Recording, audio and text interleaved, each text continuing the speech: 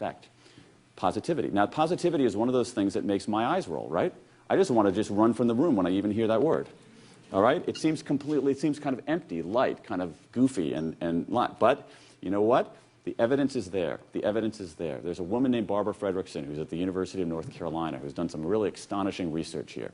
We can talk about positive emotions and negative emotions. Let's talk about some positive emotions. Amusement, gratitude, awe, hope, passion, interest, contentment, okay?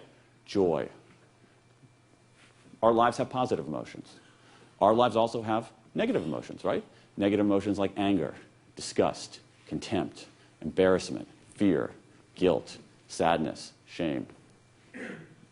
As a writer, to me, when I see this list, I always think, God, negative emotions are so much more interesting. So our lives are a mix of this. So what she wanted to find out is, what's the right mix?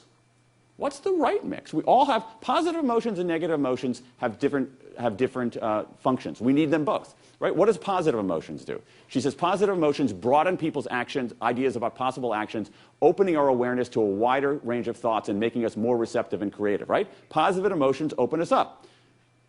What do negative emotions do? They narrow us. Negative emotions are incredibly important in many different realms. Negative emotions warn us that something's going awry. Negative emotions will warn us, get out of that burning building, get out of that bad relationship, get out of that crappy job. Negative emotions say, wait a second, there's something wrong here, I need to fix it. So they both serve a very powerful purpose. But what's the right mix? Or is there a right mix? So what she did this incredible piece of research with a guy named Marcel Losada, who's a Brazilian mathematician. And the math on this is unbelievably complex. And what she did is she had people record their positive emotions and their negative emotions over the course of a very long time, right? When am I experiencing joy? When am I experiencing resentment? When am I experiencing contentment? When am I experiencing shame? Okay? People will consciously cataloging their emotions, their positive and their negative emotions. Now, see if you can guess what happened. How were people doing when their negative emotions were greater than their positive emotions? People feeling good and effective? No, not that surprising. What about when it was 1-to-1? One positive emotion for one negative emotion.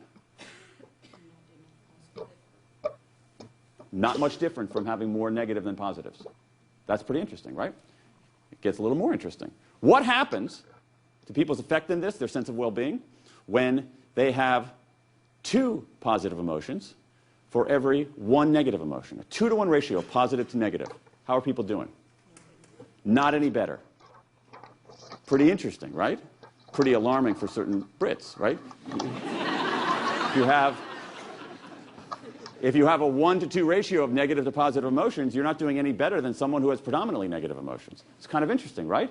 What she found is that there was a tipping point. There was a tipping point in the ratio of positive emotions to negative emotions. That tipping point occurred at 2.9013. This is a very sophisticated math that Losada did in this paper. It's a very interesting paper if you want to Google it. So because most of us don't need to go to the 4th decimal point, they rounded it up to 3-to-1. And what she found is that effectiveness and flourishing occur when positive emotions outnumber negative emotions by 3-to-1. That's a lot. That's a lot. That's pretty positive, right?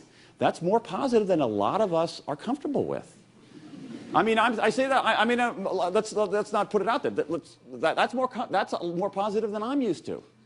All right? This changed my view of things. And the research on this is pretty clear that when positive emotions outnumber negative emotions by 3-to-1, people flourish in their sense of subjective well-being. People are able to bounce back from rejection. People are more effective in their encounters at work and at home. 3-to-1. Now, there's a ceiling on this. There's a ceiling on this. Okay? I'm glad there's a ceiling on it, right? But you know what? It's actually an incredibly high ceiling. It's 11-to-1. I know, isn't that amazing? If you go beyond 11-to-1 in your ratio of positive to negative emotions, you're in la-la land, right? So